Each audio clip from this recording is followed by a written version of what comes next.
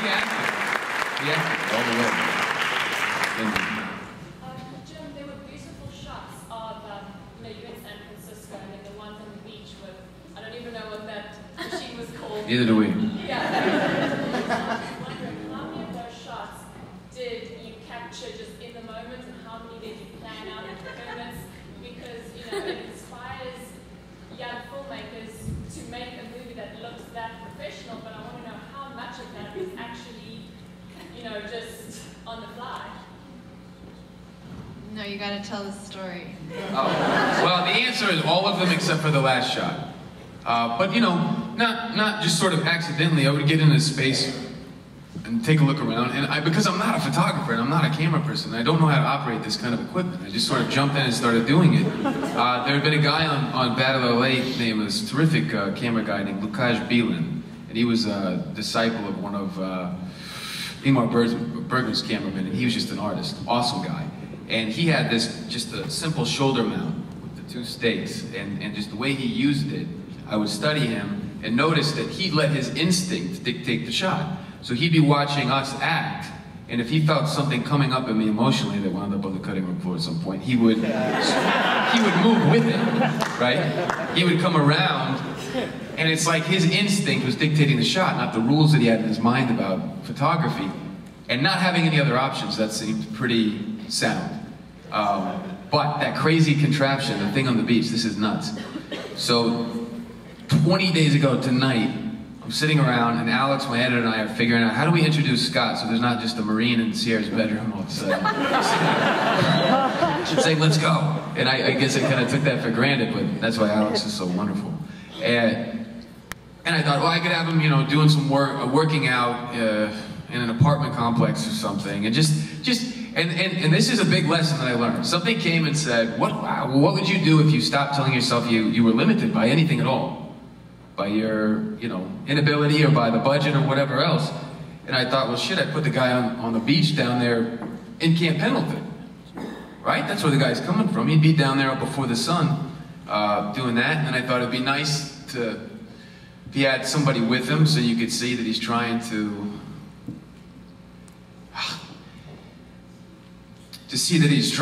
make contact with other men and have a new friend and everything. And called up Matt Militano, who's down for anything, anytime.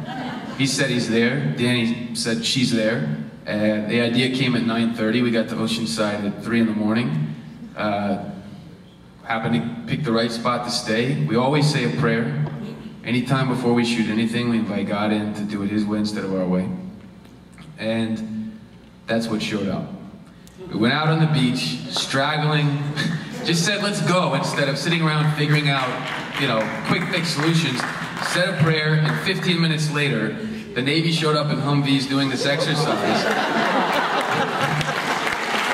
that. Yeah. And we were gonna steal shots of them, and something in me said, that's wrong. We just asked the guys. I went up and said, can we photograph you? And they said, what do we care? And on our way out, this Marine said, was a retired Marine, said, if you stick around for 10 minutes, you'll really see something. We said, okay.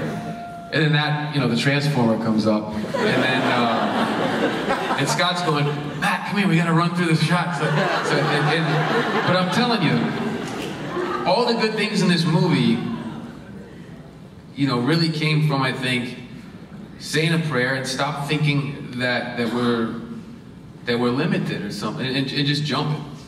The good parts of this movie come from the people in it, and just kind of taking a leap, I think, and trusting. But yeah. So your approach that you take when you're directing, how does that, to you personally, how does that differ in your approach to your work as an actor? It doesn't differ, it comes out of it. I direct the way that I would ideally want to be directed. What's that like?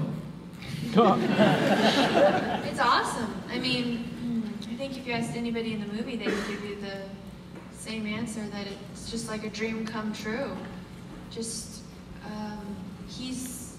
If you've ever been in any of Jim's classes or been directed by him, it's a really beautiful thing because he's so in touch with his own emotional life, and he's so gifted, excuse me, at articulating. And there's so much passion and fire in this human being that you could come in with nothing and just listen, and you're just filled with everything that you need. He just somehow has a way of speaking to you directly and pulling out everything that's already in you without you even really having to. It's just amazing. And he really did just let us feel so free and so supported and encouraged and just ideal. I feel like I'm ruined for the rest of my life. Because it's just, he's really, yeah, he's gifted. Well, and you know, Mr. Carnegie is so excellent from day one at saying, here's who to watch, right? And I said in the classes before, my mind is boggled by the fact that somebody like Elia Kazan wrote a couple books saying, here's how to do it. These great people, and something I learned from James, you know, is that a diet of greatness, when you take that in, a little bit of it hangs around, you know, and these people were very generous. You know, John Cassavetes is my creative hero. He loved to talk, and there's 600 pages of him saying, here's what we do. And yeah, it's awesome. So why you know, it's just right, it's right there. And the thing that they both had in common, and those are my two favorite directors, and Sidney Lumet comes after that. The thing that they all have in common is they say, if you cast the person and get them to feel valuable and comfortable and in touch with themselves within the situation, you're going to get a lot of credit for stuff you didn't have anything to do with. So primarily I just wanted to, what she's talking about I could not have done without the actors that we used. The school produces people that are soulful people and passionate people, and you know, I couldn't have taken anybody off the street and gotten them to do the things that people here did. So it's mostly the actors. I won't do much really to try to let them be who they really are. Yes, Wednesday. I'm very curious. You said that you shot a lot of footage, and I was curious if there was a longer version and if you had to let go of it for time. No, we didn't think about time. We let go of the things that didn't directly deal with her dilemma, which was, you know, there's so much good stuff, and I understand the dilemma now of an editor and a director. I really do. Anytime something human or real would happen, I'd say, cut it out, you know, you heard me gripe about it earlier. But sometimes, you know, I didn't ever put the pressure of the story on the actors while we were there, just the experience at that point. But at some time, and Alex kind of taught me this, in the editing room you have to start letting the story come.